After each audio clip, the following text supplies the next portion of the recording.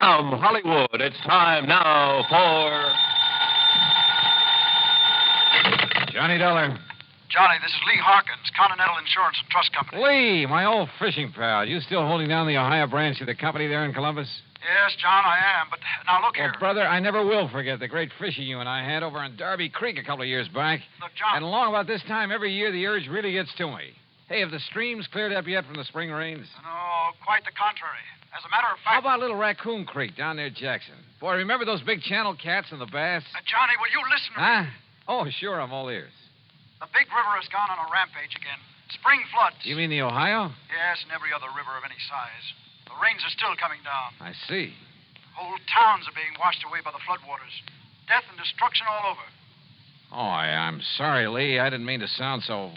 Well, you know, mention fishing and I lose my head. Look, Johnny, I need you out here. Can you come right away? Well, sure. You see, any fishing we do may be for the bodies of people.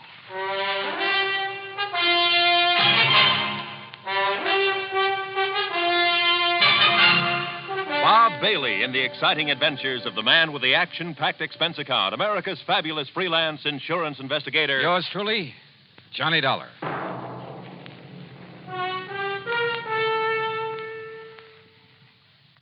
And now, Act One of yours truly, Johnny Dollar.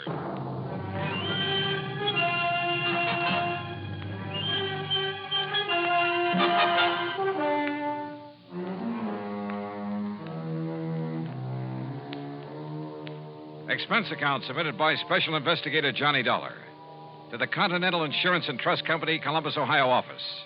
Following is an account of expenses incurred during my investigation of the Wayward River matter. Expense account item 1, $43.50, transportation to New York on a flagship to Columbus, Ohio. It was 5:30 p.m. and raining hard when the big four-engine plane set down gently at Port Columbus Airport some 7 miles out of town. My plan was to go into the Fort Hayes Hotel and call Lee Harkins from there. So after picking up my luggage, I headed for the door in a taxi stand. But Lee, it seems, had other ideas. Here, let me help you with your Ah, bags. it's all right, son. I'm just looking for a taxi to... Lee! My car's right out here, Johnny. The sooner we get started, the better. Here now, right through this door. Yeah, well, wait. The sooner we get started, where? Where are we going? To the town of Carteret, about 100 miles or so south. Now, come on, if you want to get soaked. Oh, hey! Come on! What you want? Oh, whatever you say. Come on now, hop in. Oh, brother.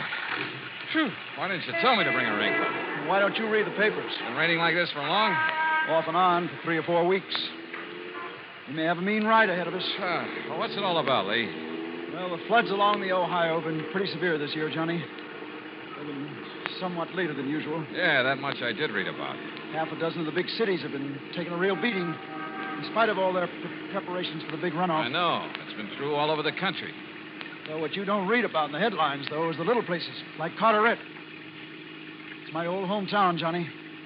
I've sold a lot of policies there, particularly to the local shopkeepers, you know, on their stocks and merchandise. So there's been a lot of flood damage, and your company's having to pay up a lot of claims. No, not yet. So far, the town's been lucky.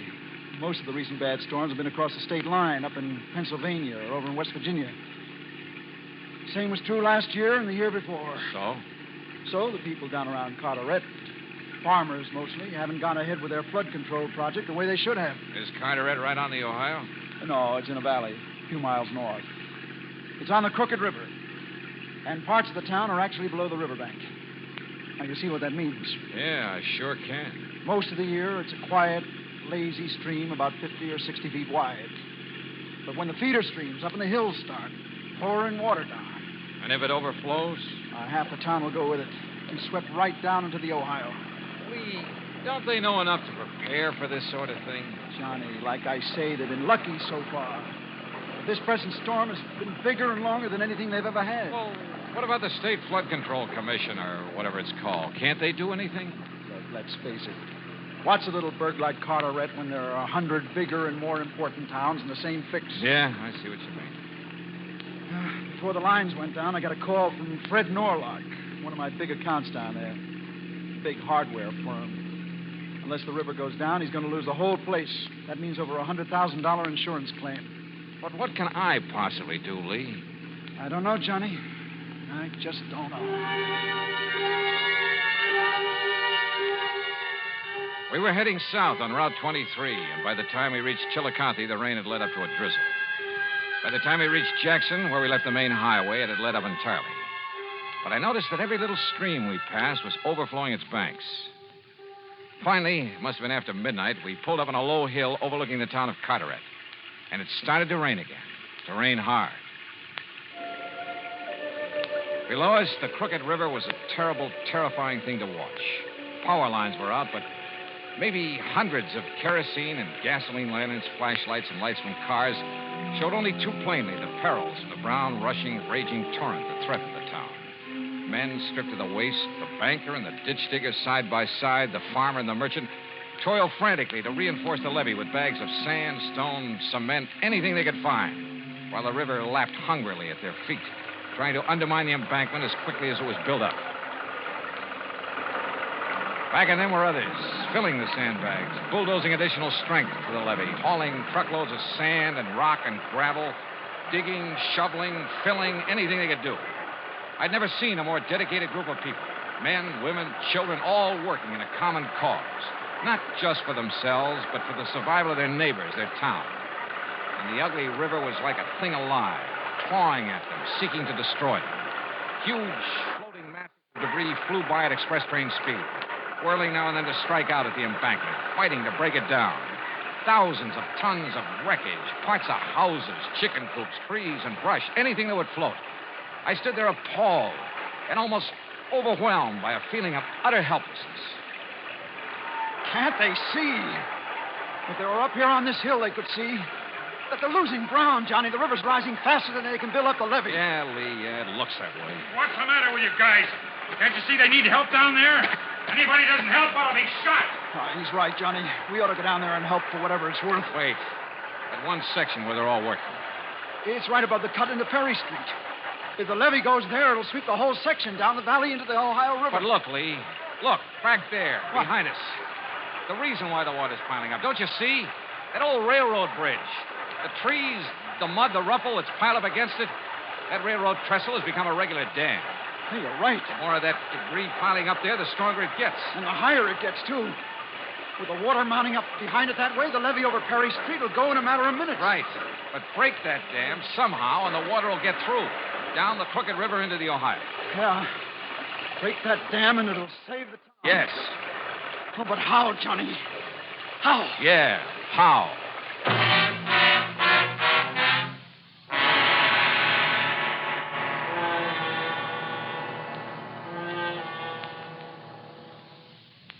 Act two of yours truly, Johnny Dollar, in a moment.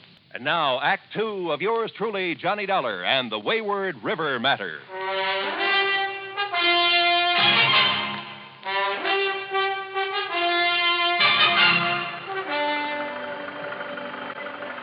From our vantage point on the hill above the little town of Carteret, we could see why the crooked river was rising so fast, threatening to engulf the town. You're right, Johnny. The debris against the old railroad trestle has made a dam. And somehow we've got to break that dam. But how? Lee, Yeah? any stores down there, any of them carry dynamite? Yeah. Down there on Perry Street. Norlock Supply Company. Then come on. Norlock's one of my biggest clients. If the levee breaks, his place will take the brunt of the flood. There. You see down there? He has men putting sandbags around it. They won't mean a thing if the levee goes. Why doesn't he send those men back on up to the river's edge where they could do some good? Johnny, he's the only man in town looking after his personal property. The only one selfish enough to... Say, listen, he's also the man who's always opposed doing something about this river. Save your breath, Lee. We've got to get down there and get some dynamite. The groups we passed, still vainly trying to chink up holes in the levee, all but spat on us as we passed. Because we weren't working with them, trying to save their town from the raging crooked river, or so they thought. Finally, we slogged our way to the Norlock Supply Company on Perry Street. More sand. Faster. Fill those bags and get them around my place. The levee goes, it'll all come down here. More sandbags, more. You're crazy, Mr. Norlock. You're wasting your time. What? Mr. Harkins. Why, if that levee goes, nothing will save this place of yours. He's right, Norlock. Get your men on up to the levee where they'll do some good. Sure, but then you'll pay the insurance if my place is swept away. It won't be if we save the town. We need dynamite. Who are you? Oh, this is Johnny Dollar. Insurance investigator? What are you doing here? Look, there's no time to stand around and talk. We need dynamite, a lot of it. What for? For the wreckage from up the river. It's jammed against the old railroad trestle south of town. And it's made a regular dam. That's what's backing up the water. I know, I've seen. You gonna blow that up? That's right. Now, where's the dynamite? Anybody go out on that trestle with the pressure of the river against it, he's crazy. Any part of that goes, he'll go with it, he'll be killed. He's right, mister. Be suicide to go up there. Come on, let's have the dynamite. And you men, get up above where you can help. Now you wait a Load minute. that truck with all the bags you can, but get up there fast. If it's but my place here, what about my shoulder? Norlock, where's that dynamite? I won't give it to you. Oh, listen, Mr. Norlock. I refuse. It'd be suicide for you to go out on that railroad trestle. But if we don't, the whole town will go. And I tell you, Mr. Dollar, are you threatening to shoot me? Put that away. Oh, Johnny, wait. Let me handle this, Lee. You're crazy, Dollar. Put that gun away. All right, Norlock, it's up to you. What do you mean? Unless you give us the dynamite, I'll blast the lock off this place of yours and get it myself. Well? All right. All right. In here. But I tell you, you're mad. Or was Norlock mad? A victim of the panic that all too often seizes a man when the going gets tough. But he did give us the dynamite.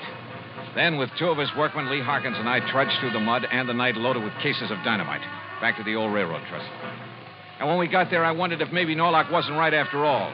If it wouldn't be suicide to go out on it. The pileup of debris against it was huge.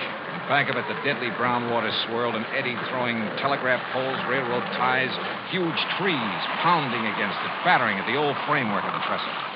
If only they'd strike hard enough to break it down, break the dam. Perhaps they would. By that time, the town of Carteret would be lost. Yes, somebody had to do this job, and it looked like I'd elected myself.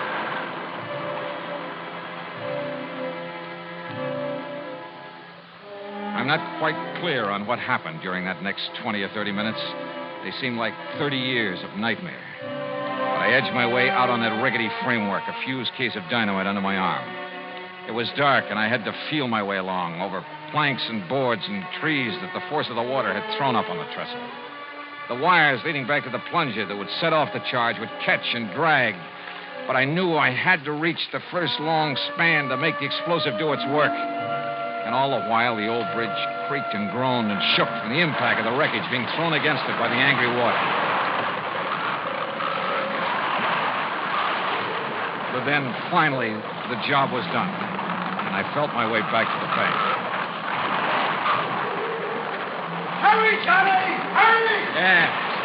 I'm coming. Everything ready here.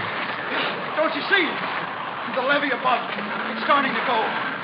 Back over the town, there's a gap. The water's rushing now. Okay, Lee, the plunger. Here, sir. All ready. All right, then lie down. Quick, get down. Here she goes.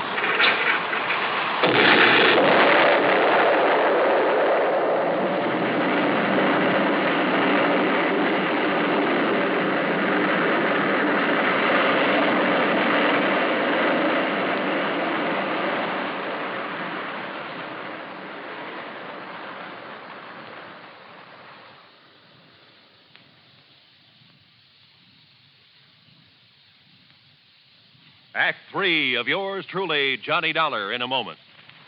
And now, Act 3 of yours truly, Johnny Dollar, and the Wayward River Matter.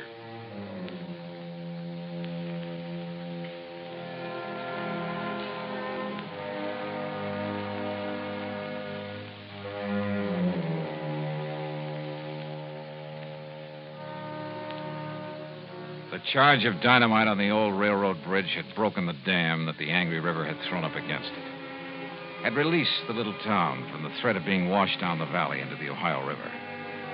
The men and women and children, spent from having struggled against the raging water throughout the night and all the day before, went quietly back to their homes and farms to rest and sleep. And nature, defeated, gave up. The rain stopped and the skies cleared. Even the charging yellow waters of the crooked river seemed to diminish in a sort of frustration. What damage had been done to the town could wait now until the people were rested, refreshed. As Lee Harkins and I plodded wearily over to the village inn, I noticed that the streets were deserted. Yeah, Even as the long, gray fingers of dawn reached up into the sky, the town, exhausted, slept. Unmindful of the rooster in someone's backyard who sought to rouse it. Nor did we rouse the innkeeper, but picked a couple of rooms and settled down to rest our weary bones. But I couldn't sleep. Somewhere in the back of my brain, a little worry began to form, to peck away at me. In all of Carteret the night before, there'd been one man and one man only who'd ignored the common good to look after his own selfish interests. I went into Lee's room and awakened him. Oh, no, Johnny, later. Come on. I'm so dead I can hardly go back to sleep, will you? No, come on. Just a couple of questions, Lee. Listen to me. Oh, why don't you let me sleep? Over 100,000 insurance, you said. Yeah, 100 and... Oh, I don't know. Well, if you ask me, that's too much for a business of any kind in a town this size. Much too much.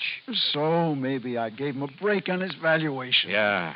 You know, to help sign up some of the other merchants. But 100,000 of insurance money would give him enough to live on the rest of his life. Oh, now, look, why don't you go back to bed, Johnny? Lee, he knew about that dam at the railroad trestle. And so far as I could see, he was the only one who did. Well, everybody else was so busy at the levee. But did he try to do anything about it? No. Instead, he went through the motions of trying to protect his property. But he knew that if that levee broke, nothing would save it. All right. Chalk it up to panic. Panic, huh? He fought to keep us from getting that dynamite, the one thing that could save the town. He kept those workmen away from where they might have done some good, at the levee. He alone wanted that levee to break. But good heavens, Johnny, Well, you're right. You must be. Yeah, I'm right. I'm going out and look for Mr. Fred Norlock. Yeah, but there isn't a soul out there. Everybody's... Maybe. That's what I want to find out.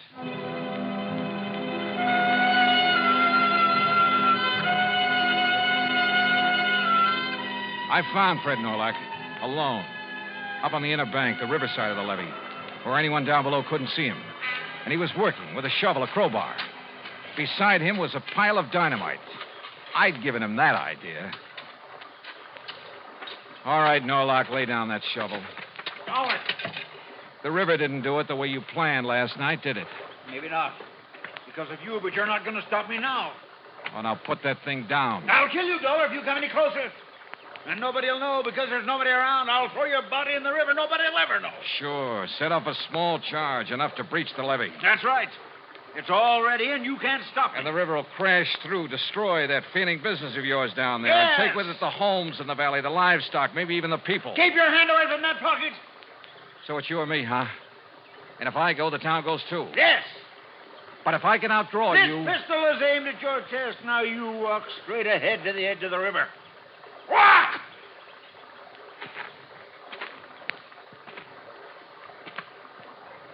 Johnny! What? Now! No! Oh, yes!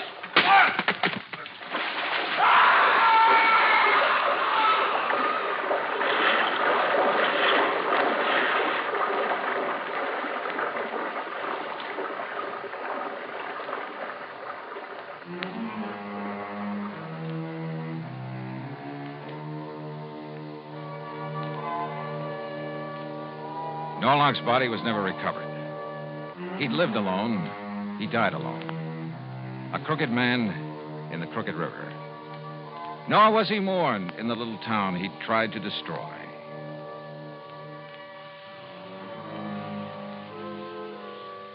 Expense account total, including transportation back to Hartford, $100 even. Yours truly, Johnny Dollar.